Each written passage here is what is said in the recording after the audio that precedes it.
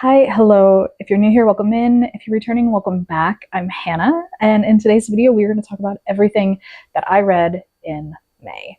May was a really great reading month for me, especially after how abysmal April was. I read some good books in April, but I was just so slow. It was a slog to get through anything, even if I was enjoying it. So May was a lot better. We got through 10 books, and I have a couple favorites that I actually found this month. So let's dive into it. First thing that I finished in May was a book that everybody is currently talking about. I feel like this is like the it book of the moment, and that is Yesteryear by Caro Burke. I got this on Independent Bookstore Day at the end of April, and I picked it up immediately because I was really just wanted to see what this was all about. Everybody had been talking about it. It's kind of had a lot of discourse around it online, simply, I think, because people either really enjoyed this or they found a lot of issues with it. I see both sides. I was somebody who really enjoyed my experience reading this book. You're following Natalie, who is a tradwife influencer, and at the start of the book, she has millions of followers on social media. She has this family that she loves with all these children, and she has this very picture-perfect image of her life that she puts online. What she doesn't tell people is how the farm she lives on isn't just tended to by her and her husband. It's also has farmhands working. She has nannies. She has a lot of things that she's hiding from the public that makes her life a lot easier. And then one day she wakes up and she finds herself in 1855, and the story goes from there. This was a book that was not quite what I was expecting. I figured out what some of the twists and turns were as we were going through. This isn't a very heavy-handed book in the sense that, like, I don't think anything here was really supposed to be a surprise. I thought that it was an interesting story and an interesting examination of the not just tradwife phenomenon, but the social media phenomenon. Natalie as a character is completely unlikable. She is irredeemable in many ways. She is not just cunning and ambitious, but selfish to the point of narcissism. And everything she does is for her own gain. Her morals and her beliefs will change in order to suit whatever the situation is and what she needs from that situation. I think there's a lot of really interesting discourse here around religion and whether or not you view Natalie as religious and how religion plays into Natalie's life, and the comparisons you can make, I think, to real life individuals who follow certain faiths and how they use it as a weapon, as Natalie does in the book. Do I think this was a perfect novel? No. Do I have my concerns about it and my problems with it? Absolutely. But I really had a great time reading it, and I really loved the prose. That is the one thing about this book, regardless of whether or not you liked the story or Natalie or anything. Caro Burke wrote a really good story, and the writing itself was just so consuming. Even though Natalie was just a terrible person and I could not stand her throughout any of the book, I still could not stop reading. It was just like a compulsive need to find out what happens next and to continue with the prose. So really enjoyed this. I think, yes, I see a lot of the different, all sides of the arguments that have come up with this, and I understand why it's not a lot of people's cup of tea. I think it's not as shallow as a lot of people are acting like it is, but I also think that it's not like this. It's not a literary masterpiece. We're not going to talk about this in the same way we talk about Anna Karenina or The Grapes of Wrath or Pride and Prejudice. But it was a really good book of its time for this, age we are in, and I think there's a lot of interesting things in here, and it was just entertaining at the end of the day, and sometimes that's all you need out of a book, is for it to be entertaining. I decided to pick up a romance after I finished Yesteryear. This was one that had been sitting on my shelf for quite a while, and I was just tired of looking at it. Sometimes you just have books that sit on your shelf for forever and you feel guilty about not reading them, and they just stare at you. It's just like they're constantly there every time you walk past your bookshelves, and this was one of them, and that is Two Wrongs Make a Right by Liese. I have never read anything by this author before. I got this, I think, when I had a Lit Fest a few years back. I really liked the premise of it. In this, you were following our two main characters, B and Jamie. They are both adults who have dealt with traumatic past relationships that have kind of left them both a little broken, and their friends, trying to be good wingmen and help them both out, set them up on a date. They quickly realize they are not meant to be. They don't get along, and immediately try to separate. Their friends keep pushing, and then they decide they're going to fake date and then pretend that everything is great and they are super happy, and then they're going to blow up their relationship just to get back at their friends, their mutual friends. It's a fun premise, and there are a lot of things that I did enjoy about this book. For one, I think that the rep in this book is really great. B, our female main character is autistic, and I think the author does a really good job of weaving that into B's character. Jamie, on the other hand, he is a pediatrician, and he suffers from a lot of anxiety and social anxiety, and I think you can see how that plays into him as a character. Overall, though, I feel like this just didn't quite work for me as well as I had hoped that it would. I think that the characters are interesting and everything, but it just felt like a lot of things were kind of shoehorned in. I felt like the story kind of went on for a long time, a lot longer than what it needed to. And there were just like things at the end where it was very clearly, oh, we need to throw all these things in so we can set up the sequels to the series, because this book does have 2 more books in the series. And it just kind of took me out of the story a little bit. I think that B and Jamie actually were a really good fit, but I also feel like there's some issues with the initial concept and the way these 2 characters interacted that played into this like story just going on for way too long. So glad I read it. I think we're gonna offload this and find it a better home for somebody who enjoyed it a little bit more than I did. Keeping with the romance theme, I picked up a book that I have been super excited about, and I'm so glad that I did, because again, this was really enjoyable and just everything that I was hoping for it to be, and that was The Geographer's Map to Romance by India Holton. This is the 2nd book in the Love's Academic trilogy. The 3rd book just came out, and I don't think there have been any comments that there's going to be more. I wish there were more, because I really enjoy the world that this is set in. This series is set in like a magical, it's our world, but magical, but it's like, it's not in the sense of like witches and wizards. It's like just the world itself has magic in it. There are magical birds from the 1st book. And in this book, we are following geographers who deal with magic within the earth itself and nature. Our 2 main characters are Elodie and Gabriel. They are both geographers, and they are also married. They got into a marriage of convenience the year before, and on the surface, everybody seems to think that they hate each other. And indeed, they think the other doesn't like them.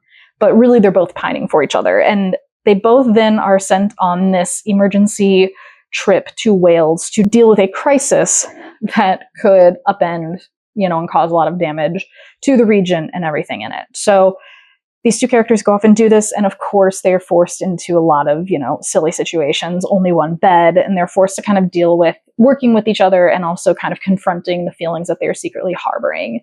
This is very cute, it's very fun, it's very camp. I really enjoy just sitting into this world because it is just such a really fun, relaxing time, and the characters have their quirks, but I think they balance each other really well.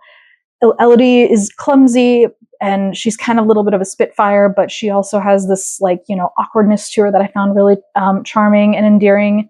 And Gabriel, he's very stoic and serious, but that kind of makes him come off as very funny at times. And I think their banter really worked well. I liked the 1st book in this series, The Ornithologist's Field Guide to Love, and I really did like that one a lot, but I actually think I like this one more just because I liked the characters a little bit more and the dynamic between the 2 characters. This sets up the 3rd book. And I really want to read the 3rd book because I think I'm going to like the 3rd book even more. But I think the best part about this series is that the magic is like tied into the story. And I think the author does a really good job of balancing that, like the magic and the world and that plot with the romance in the book. So really enjoyed my time with this. I feel like I really want this series never to end, but I feel like it's just going to be a trilogy. So that makes me a little bit sad. But yeah, really great time with this one. Picked up this book because I had to go on a short trip during the middle of the month to go visit my family, and I had a very long train ride ahead of me. So I wanted to give myself something that was thick to read because I had about 7.5 hours to sit on a train. So this one was kind of the perfect pick for that, and that was The Once and Future Queen by Paula Lafferty. I did not realize when I got this from Aardvark Book Club, I didn't realize that this was actually the first book in a series. It's at least a duology, but I'm assuming it might be longer, which kind of made me a little hesitant to read it because I'm in the middle of so many series and I didn't know if I wanted to start more, but I'm really glad that I gave this a shot. This is not a retelling necessarily, but is inspired by the stories of Merlin and King Arthur. And our main character is Vera, aka Guinevere. In this, at the start of the book, she's living in present day, and she has been just like living a normal life. She has no idea that she's actually Guinevere, and she had been brought to the future by Merlin to protect her because she actually died in the past. And now she needs to go back to the past to try to basically save Camelot and save, save Arthur and all of these things. And she has to try to figure all of this out. The trick, though, is that when she goes back in time, she doesn't gain her memories of being Guinevere. Like, she is Guinevere. She is this person, but she has no memory of who she was prior to being sent to the future. And then you have her kind of interacting with Merlin and Arthur and Lancelot and all of these others. There are some quirks to this book that I feel like did kind of take me out of the story at times. Sometimes the language gets a little too modern. There's a lot of, modern slang and cursing that slips in, not from Vera. It would make sense if it was Vera saying it, but it's actually like the side characters, like Lancelot and stuff, will say stuff, and that I found a little bit strange. But if you can get past that, and you can get past the fact that like randomly Vera will there's some like really cutesy moments is probably the best way to put it. Vera will like be introducing them to like tic-tac-toe and things. And it's just, that kind of took me out a little bit. It almost felt too silly for what this story was trying to be. But if you can move past all of those different things, I think this is really enjoyable. I really kind of enjoyed the twist on all of this. I really liked Guinevere and Arthur's dynamic. I enjoyed Arthur as a character. And I think the way that this plot has unfolded, I'm really curious to see what happens in book 2. There's not really a lot else to say about this. It just was like a really good reading experience. It is pretty thick. It's very readable. The prose is very readable. And you can tell, I think, that there's a lot of different directions that she can take this story. But yeah, this was a really great book to read. If you have like a lot of traveling to do and you're just looking for something to pick up to like keep you busy during those trips, this was a really great choice. The next thing I read was a graphic novel that I picked up from the library. I needed to read a contemporary romance that involved hockey or figure skating. And I hate to say it, but I am not a hockey romance girl. I don't enjoy it. I grew up watching hockey. My mom is a diehard like hockey fan, NHL fan. And I used to watch it a lot. And I had my favorite players. And I've kind of fallen out of love with the sport just a little bit. But I also just never have read hockey romances. It's not my thing. So I wanted to find something else that would fit the prompt that I needed to read. And what I ended up finding was Just Between Us by Adeline. This is a graphic novel that is following two young adult ice skaters who are preparing for the Olympics. And our two main characters, Lydia and Elaine. Lydia is like the #1 skater in the world at the start of the graphic novel. She is like primed to win the Olympics, all of these things. She works really hard. It's like her #1 devotion is to figure skating. And Elaine is like her rival, and they've been rivals for years, but Elaine has never quite beaten Lydia. And then Elaine is taken on by Lydia's coach, and Lydia's coach is going to be coaching both of them at the same time. And it forces these two girls into the same orbit and to kind of deal with their own separate issues and things that are bothering them, but then also deal with this dynamic between them that they've never been able to explore before. This was really cute. It was really sweet. The art is beautiful. I do think that it is a little fragmented at times. It feels like the author had these really great big moments to focus on, but then how you get from moment to moment just doesn't feel fluid. It felt like a lot of like, not necessarily filler, but it just felt like we were being pushed from one scene to the next. So I wish there had been a little more fluidity there. But the story itself was really cute. I really liked the characters, and I think there's a lot of, things you can relate to. This is YA, like I said. So I think, girls that age, there's a lot of things that you can relate to with, insecurities and, pressure and, not knowing what you want out of life, or trying to figure out what you want from life versus what everybody wants you to want from life, and finding that balance. So it was a good experience. I would be curious to read other graphic novels by the author in the future, just because, again, the art was stunning. It has a very limited color palette. It's in like 3 or 4 colors, and it was beautiful. So enjoyable experience. And I'm glad I got back into reading a graphic novel. I can't remember the last one that I read, and I really want to kind of get more into my reading later this year, because they are really enjoyable, and it's a really nice way to break up some of the heavier reads that I have been picking up as of late.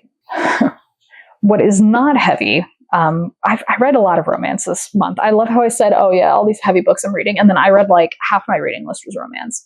But you know what? That was what I was in the mood for. May was also my birthday month, and I just wanted to read some stuff that I would enjoy. So I'm not going to be shamed. I won't be shamed.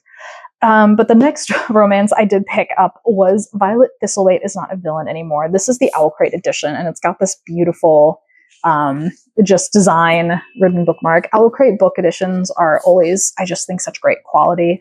I got this in a sub box, I think late last year, and had just been sitting around. So glad I finally picked it up. In this, you are following Violet. She, at the start of the book, is the kind of henchman for this very evil villain who has died. He has been defeated by the side of good, and she is given an opportunity to go start over. And so she decides to go start in a nearby town, and she's going to open like a plant shop. She has plant magic, and that was what she was known for, is like growing plants and thorns, and they called her the Thorn Witch and all of this stuff. And so Violet is trying to settle into this new life, and her landlord is our male main character, Nathaniel. Nathaniel owns an apothecary in town that he and has been in his family, and he is not really sure what to make of Violet, but he and his sister really need the money. They are in debt, and they rent some space to Violet so she can like live and open her shop. And that kind of puts this dynamic between Nathaniel and Violet right off the rip. They both kind of have this, not necessarily rivalry, but there's some tension there. And just as Violet is kind of setting into her life and her new role, there is this blight that comes upon the town. And Violet and Nathaniel have to work together to try to figure out what is causing it. This was really cute overall. I would say this is definitely like a cozy fantasy romance. I thought the characters were fun. I thought the world was fun. It did feel a little bit like, I feel like we almost spent too much time with the main characters, and I wanted to spend more time like building up the world and the town and the people around them. It felt like we had to like retread a lot of the same ground over and over again. And I also wish that some of the other side characters who we meet and who were kind of really intriguing, we just did get a lot of time with. So I wish we had a little bit more of that. I did enjoy Violet and Nathaniel. I think they were a good match. There's a little bit of spice in here. It's nothing too major, and I felt like the ending was just a little, I don't want to say a little contrived, but I believe this has a sequel that's coming out or came out. So I might be intrigued I might be tempted to pick up the next book. We'll see. If I find it on a shelf or something, maybe we'll consider it. But this was enjoyable. I don't think this is anything to like write home about. The writing, the prose itself was fine. The characters are fine. It's just, it's just kind of a middle of the road romance. Even though this edition is, again, stunning. Like I love this cover. Diving into something that is actually a little more heavy literary fiction.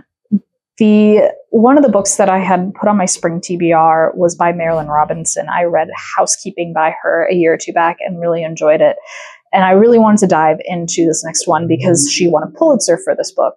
It's not normally my speed. Nothing about this book is something that would make me want to pick it up off the shelf, but knowing how Marilynne Robinson writes, I knew that it would be worth the experience. So this is Gilead. Gilead is the first book, and I believe a quartet.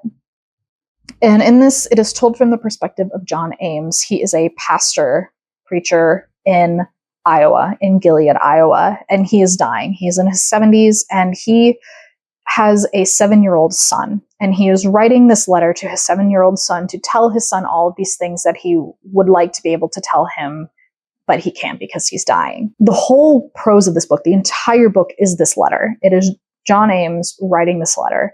And because of that, and because of the way John is as a character, you kind of spend a lot of time winding through these different storylines. This is not super linear. Sometimes John is talking about his past and his father and his grandfather and the family legacy with faith and the town.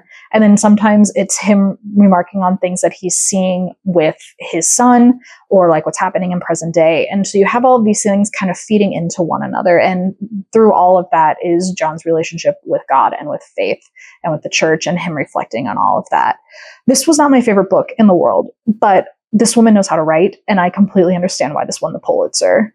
Just the reading experience of this alone, I think, is really great. I have a lot of respect for this book, even if it wasn't something that I necessarily enjoyed or didn't want to pick up again.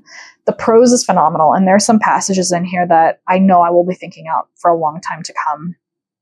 John Ames is a really interesting character. He's a character because he is old and he is dying. He is really kind of reflecting on his life and his regrets and trying to kind of work through things that have been bothering him his whole life, his fears for the future, his fears about what's going to happen to his wife and his child after he dies. There's a lot to it. And I think there's a lot of really interesting things to ponder in here. I really would like to try some other stuff by Marilynne Robinson. I don't know if I want to read anything else in this quartet. Each book follows a different character who is tied to John Ames, is my understanding. And while I did enjoy a lot of the side characters in here and found them fascinating, I just don't know if I want to put the time and effort into reading more of this series. But I will say, I think everybody needs to read Marilynne Robinson at least once. I would say Housekeeping I still preferred to Gilead, but Gilead is a really, really interesting reading experience for sure. And the next thing I read was something that I was reading for my spring personal curriculum. On a whim, I decided I wanted to learn more about Joan of Arc, which just, it felt like the right time. You know, with everything kind of going on, it was Easter, you know, it's things going on with the Catholic Church and all this different stuff. I thought it was an interesting time to pick up somebody who is such a, you know, key figure in Catholic history and French history. So I read Joan, the Heretic Who Became a Saint by Donald Spoto. I got this from the library. This was not the book I had another book about Joan of Arc on my shelf that I decided to just unhaul and not even bother with. And I just read this one instead. And I feel like, and part of this I think is just because we don't know so much about Joan of Arc. She was a figure from so far back in history, and she was a woman, and we just didn't have documentation on her before she entered the war efforts because she fought in the 100 Years' War. We just don't have a lot of information about her specifically. So it makes a book like this really kind of hard to have a lot of weight to. And it was very short. It's like 200 pages. You spend a lot of time talking about her on the battlefield and how she inspired people. But I will say the thing about this is the author has a background in theology, and it's very clear that if you're not familiar, Joan of Arc heard voices, and she claimed that was what guided her on the battlefield. She heard voices from a voice from God. She said a voice from God spoke to her and told her what to do in order to save France and put the rightful king on the throne. It's very fascinating and interesting. And I think from a religious standpoint, I think there's a lot of, interesting ways to examine this. And you could tell that the author, he has a background in theology. And I think he truly believed that Joan was hearing a voice from God. And I'm not going to discount that. But I do also think it's really interesting how he did point out that perhaps Joan's successes on the battlefield didn't just come from a voice from God telling her what to do, but mainly really because it was a woman's voice coming into a room normally full of men and thinking about things differently, which I thought was a very interesting point to make. But he did spend a lot of time really kind of, I think, it was very clear to me that he felt, no, she was hearing the voice of God. I don't think she was like schizophrenic or anything like that. I think she, just wanted, I think she wanted to believe in something and all of that, but I digress. It was an interesting read. It was very short. I wish that there had been a little more to it. Joan of Arc lived such a tragic and short life. She was burned at the stake when she was 19, all because really men were just jealous of her. That's kind of the takeaway. So interesting read. Don't really have anything else to say about it. I think there are probably other better sources of Joan of Arc history if you are interested in reading about her more. The second to last book that I finished in May was actually an audiobook. I haven't listened to an audiobook in a hot minute, but I had been wanting to do a workout and I didn't really want to listen to music. I was looking for something to listen to, so I said, let's try an audiobook. And I saw that Spotify had a novel Love Story by Ashley Poston available. This is the Aardvark edition that I needed something to listen to on the go. So this was a perfect opportunity to grab something off my physical shelf and listen to it on audio. In this, you are following our main character, Elsie. I almost said Elodie again, Elsie. Elsie has kind of lost her way a little bit, but she and her best friend are obsessed with this romance series. And she and these like reading club group that they have, every year they go up to this cabin in northern New York to have like a retreat for this book club, and this book club, all of them love romance, but they really love this series most of all. This year Elsie is going alone because everybody is busy with other things, and on the road trip up north, Elsie gets lost along the way, and she ends up in this little town that is actually the setting of her favorite book series. It is a fictional town. It is not a real place. And she actually ends up in it. And all the people that live in it are the characters from the books. So on her way into town, she also nearly runs somebody over. And she just kind of gets immediately sucked into this world. She can't get out of the town. There's no service. Her car's broken down. There's a storm. There's all sorts of things working against her. And she finds herself kind of stuck in this town. And with this mysterious man who... The twist here is that she doesn't remember this man from the books. She doesn't know who he is. He's not a character from this series, and she knows this series inside and out. So she's trying to figure out who he is and how he fits into the story. But more importantly, she's trying to figure out why she has been put in this place. So there was things I liked about this. Overall, I think had I read this physically, I wouldn't have finished the book. I just don't think this is a book that I would have been really excited to sit down and read, but I do think it was a really great listening experience. The narrator for this was phenomenal. I will say that. It's very lighthearted. It's one of those books where I kind of feel like Elsie as a main character, she didn't grow enough. She didn't grow much at all. And even though she was reflecting on herself and how she ended up at the point that she is at, and past romantic relationships and things, but then all of a sudden within the last 40 pages it felt like then we had this 180, and suddenly she was really growing a lot. I liked the dynamic between them, but this just kind of, again, same thing with Violet Thistlewaite is not a villain anymore. It was fine, but it doesn't feel memorable. I feel like this is going to be one of those romances that I read and I'll probably forget about in a few years. The writing itself is fine. I still really want to read The 7-Year Slip by Ashley Poston. I do think I'm going to enjoy that a lot. And I liked the premise of this and how the idea of these two characters. I really did like that. But I think, again, it's just, it was just fine. It was just fine. And that's okay. It's okay if it wasn't not every book is going to be a crazy 5-star read. It was just fine. I enjoyed the listening experience. And it also did help me realize that I can listen to fiction on audiobook. I really didn't think I could. For a long time, I thought I had to listen to nonfiction, but this really taught me, yes, you can listen to fiction and you can understand it, you can enjoy it. So kudos to this book for allowing me that as well. And last, but certainly not least, is my favorite read of May. I cannot tell you how much I love this book. I had I don't want to say low expectations, but I read something else by this author a while back, and I just felt very unsure of what I was going to do with this book. This one that I'm talking about is The Everlasting by Alix Harrow. I read Starling House, I think last year or the year before, and it was fine. It was enjoyable. I liked it enough to keep the book on my shelf, but I also just kind of felt like it was fine. Nothing blew me away. And then I had gotten this. This is another Owl Crate edition. It's stunningly beautiful.